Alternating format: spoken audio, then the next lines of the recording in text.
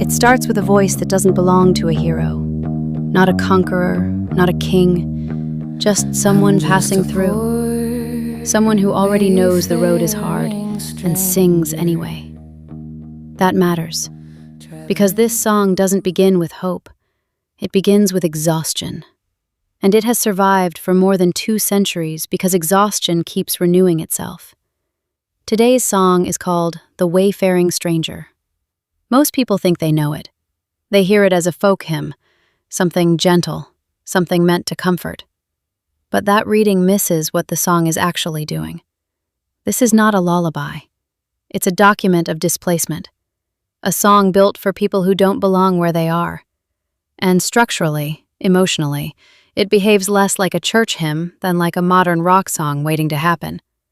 Quiet verses, a rising refrain, and the promise of crossing over, even if you don't survive the crossing. The song has no single author. It arrives in the American South in the early 19th century, already carrying older voices inside it. Some of those voices come from German pietist hymns about being a guest on earth, life as a temporary lodging, the singer as a visitor who never fully settles in. Others come from Scottish border ballads obsessed with death, wandering, and inevitability, songs where travel almost always ends badly.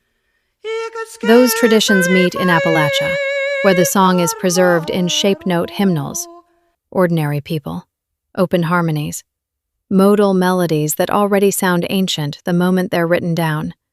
Then the song crosses another boundary. In African American spiritual tradition, Wayfaring Stranger becomes a double song. Heaven is heaven, but Jordan is also the Ohio River. The bright land is freedom.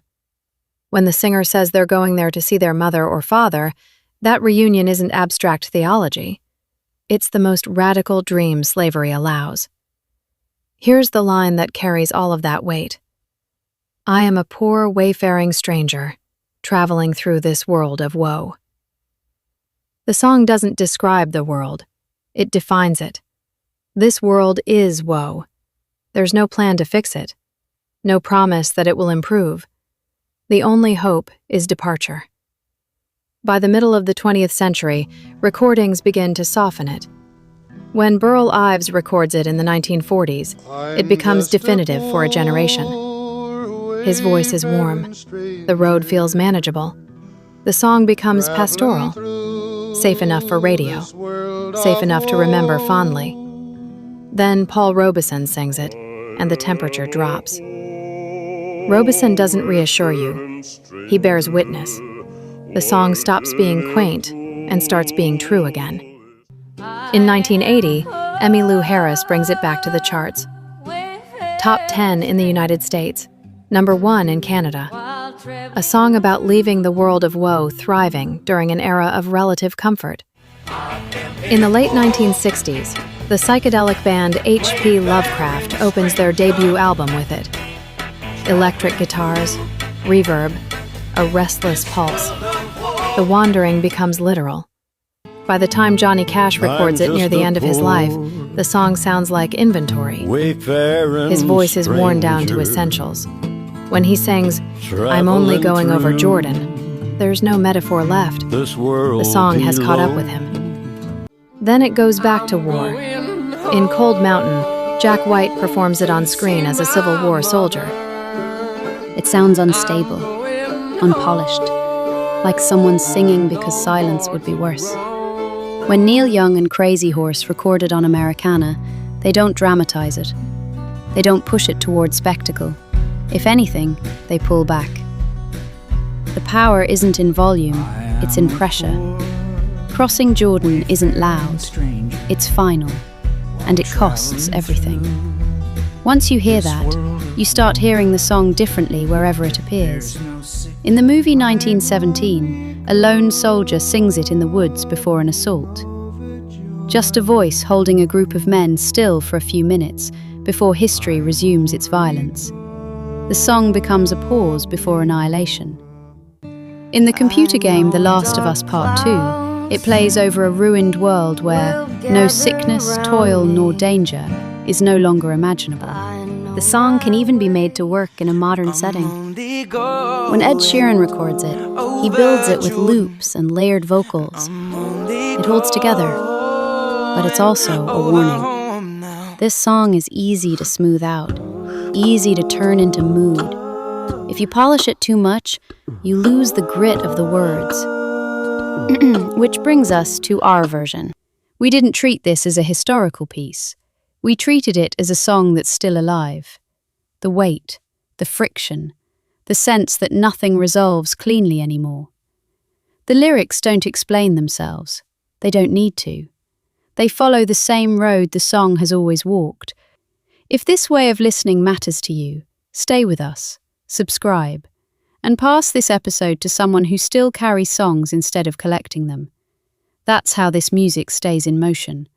Because Wayfaring Stranger isn't about dying. It's about being worn out and still moving. This is Wayfaring Stranger.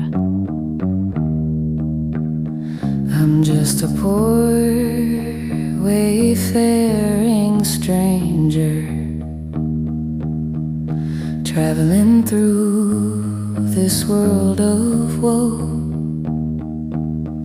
And there's no sickness, toil, nor danger in that fair land to which I go. I'm going there to meet my Father. I'm going there, no more to roam. I'm only going over Jordan. I'm only going over home. I know dark clouds will gather around me. I know my way is rough and steep, yet golden fields lie out before me, where all the saints their vigils keep. I'm going there to meet my mother. I'm going there, no more to roam. I'm only going over Jordan. I'm only going over home.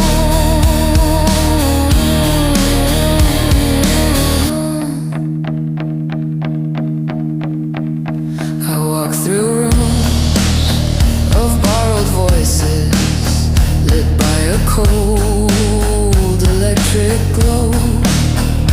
Every path demands a choice made, every answer learned too slow. I sat in rooms where talk was cheap. The lights were on, the doors were shut. Every truth was sold too deep. Every choice cost more than